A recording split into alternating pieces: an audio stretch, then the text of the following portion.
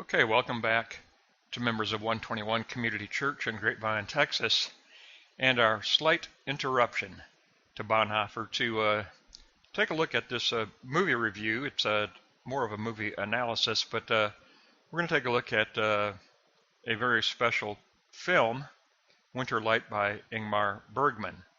And I'll make a few preliminary comments before we get started here. Now, INGMAR BERGMAN was more of a playwright than a movie maker. He wrote and produced plays on film. And just as Picasso put existentialism on canvas, Bergman put existentialism on film. And so his films always, because they are artwork, they demand, they entreat participation from the audience. Every one of his films is a film you participate in. You don't just watch the movie at all. It's to be participated in, and just like art, it's open to many interpretations. But it is always existentialism, but existentialism can be secular. Existentialism can be Christian. I think of Soren Kierkegaard, the Christian existentialist who Karl Barth admired, Emil Brunner admired, Jürgen Moltmann admired. And this film is, obviously, it's about a minister and two churches and a congregation, so it's very open to theological interpretation. And that's not the only avenue, but that's the avenue I'm going to take because of my background. I mean, I'm a theologian, so whenever I look at Bergman, in all of his films, I look for the Christian element. His father was a minister. Although an abusive father, physically abusive toward Ingmar, and psychologically abusive, which is even worse. INGMAR BERGMAN grew up in a living hell, and that information is available online. I'm not going to go over it now. I want to look at this film, but out of that catastrophic childhood emerged a gift from God, and I interpret Bergman as a gift from God. He is a gift from God. Now, this film is not a film to be enjoyed, but it's a film with deep, meaningful insight. And we'll get into it in three. I'm going to look at it in 3 moments, like most of the studies I do. But let's get started and take a look at INGMAR BERGMAN's Winter Light, first appearing in 1963, and then it went digital in 2017. Let's go to block 1. Okay, we begin by looking at the character analysis and the context of the film. Character analysis. The minister is Thomas Eriksson. Thomas Eriksson is the minister, and he represents false religious leaders at the time of the crucifixion of Christ. Now, the other component, because usually Bergman combines 2 people for one personality, and the counterpart to Thomas is Martha Lundberg. Now, you need to understand this very precisely. Martha Lundberg she symbolizes the faith of Christ, not Christ the person, but the faith of Christ. She is faith, but she is faith that is on its way to martyrdom. That's why she is a Martha. She is the martyr. So she is faith as deformed and on its way to complete martyrdom. In fact, she is an atheist, and she's one side of the personality of Thomas, who has lost his faith and really never possessed faith, never truly lived faith. That's message of the film. Then you have Jonas and Karen Pearson. Now, pretty obvious here by the names. Jonas, the person, Karen, the person, obviously. Jonas and Karen are two sides of humanity. Two sides of humanity. And Jonas is man as fallen and destined for death. A destiny he cannot escape. Jonas Pearson is man as fallen, destined for death. Karen is pregnant in the film. She is the image of God in man, awaiting rebirth. That's the other side of humanity. There is this potentiality for the image of God to be reborn, but in this film it does not happen, and I'll explain why. But Jonas is man as fallen, destined for death. Karen is the pregnant image of God in man, awaiting rebirth. Now here's an interesting character. Algot Fravik, meaning all God, meaning all God, meaning he represents a divinity, a divine figure.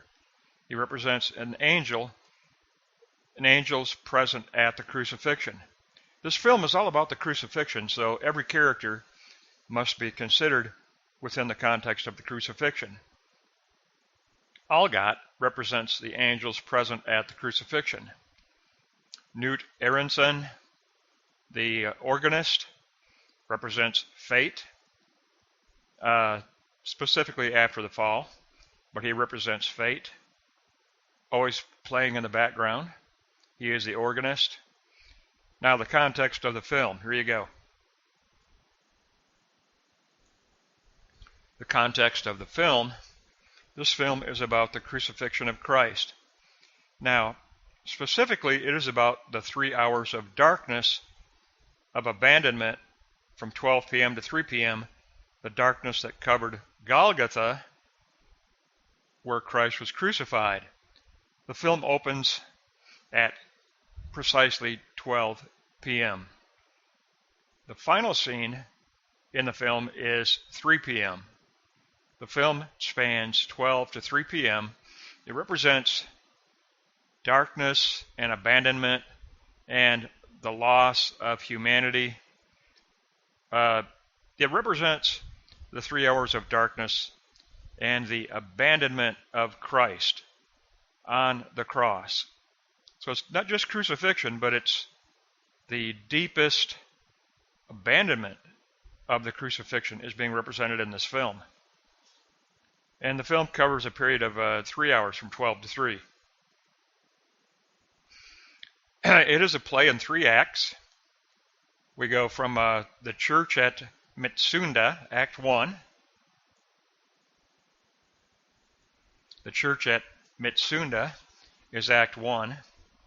It is the crucifixion and the feelings of abandonment and silence and loss. The schoolhouse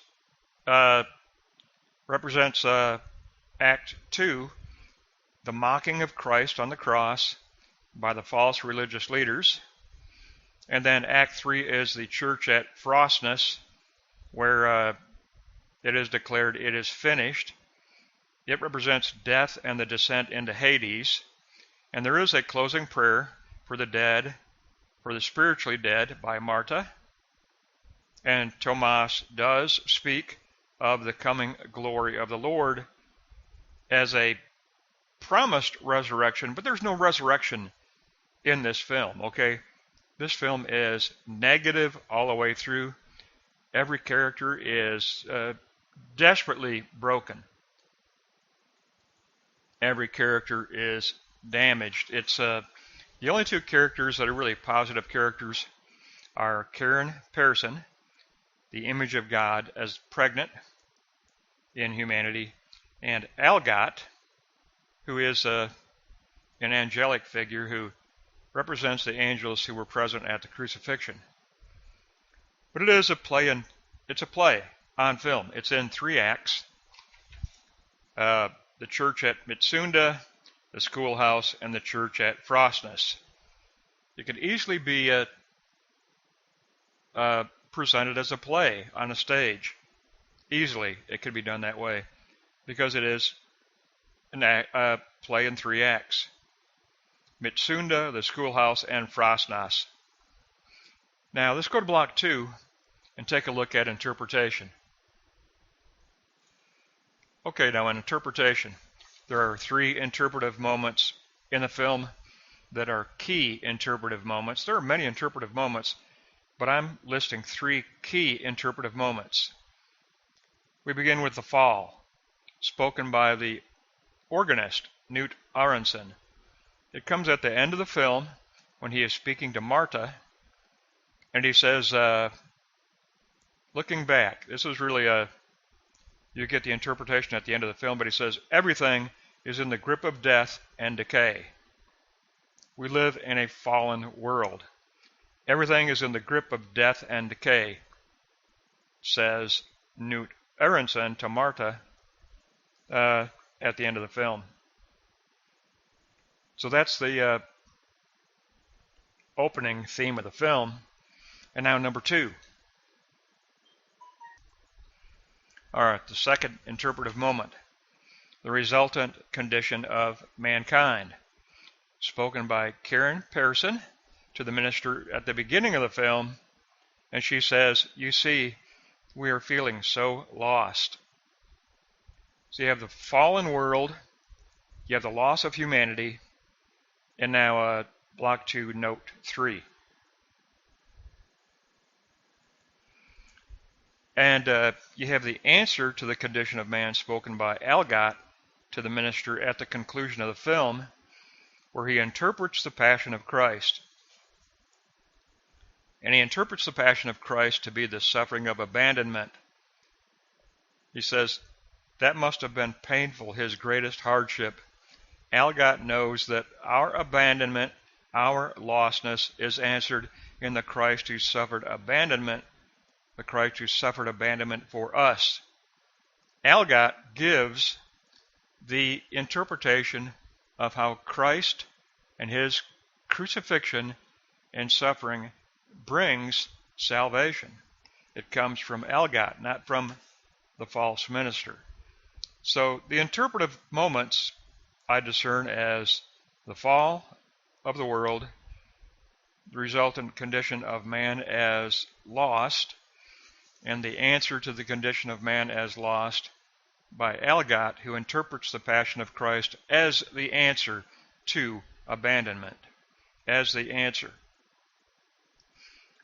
So it's important that we understand that this film is entirely about the crucifixion, and we look at Tomas, the minister, and he is a false minister. He is empty. He is an empty shell. No belief, no compassion. He does not have faith. He does not live a life of faith. He is simply going through the ritual of the Eucharist. It has no real meaning for him. And therefore, he has deformed faith. He has annihilated faith, represented by Marta. She is a deformed version of faith. She is an atheist in the film because she is that side of Tomas that no longer believes, that no longer has genuine faith. So it's important to really understand the character symbolism in this film. Now we're going to go on to block 3 and take a look at the deformity of faith and the mocking of Christ. Okay, block 3, note 1. The deformity of faith comes from the reading of Marta's letter. And it reads, that awful rash that broke out on my hands. My hands were bandaged. My palms had open sores, a definite reference to Christ and the nails driven through the hands. Marta is a Christ figure. She says, the sight of it sickened you. You found me repugnant. And she says, I notice that you are indifferent to Christ. The sin of Thomas is he is indifferent to Christ.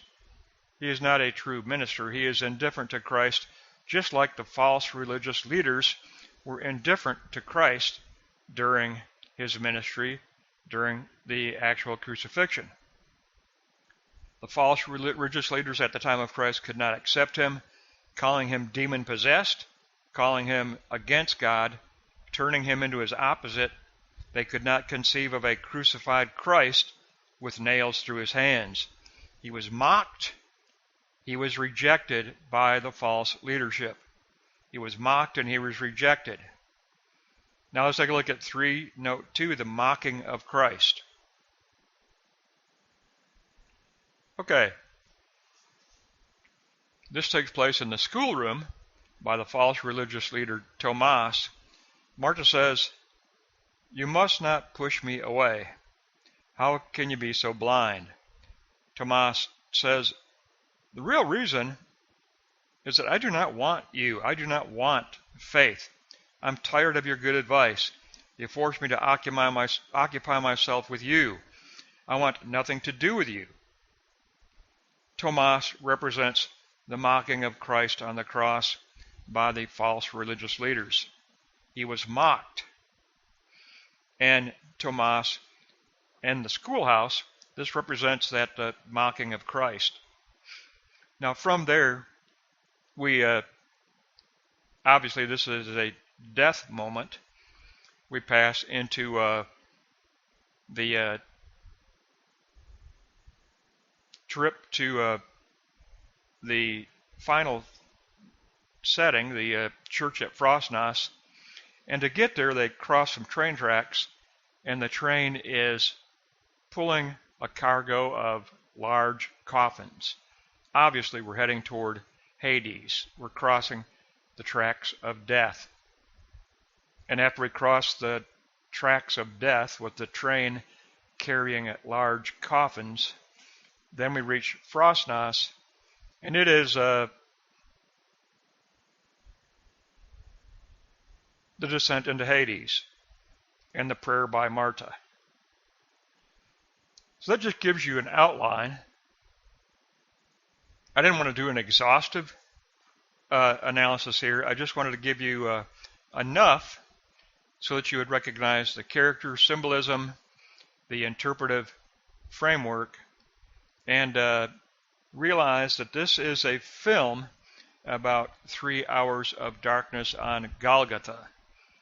Thank you for sharing this with me, and next time we'll pick back up on our study of Dietrich Bonhoeffer.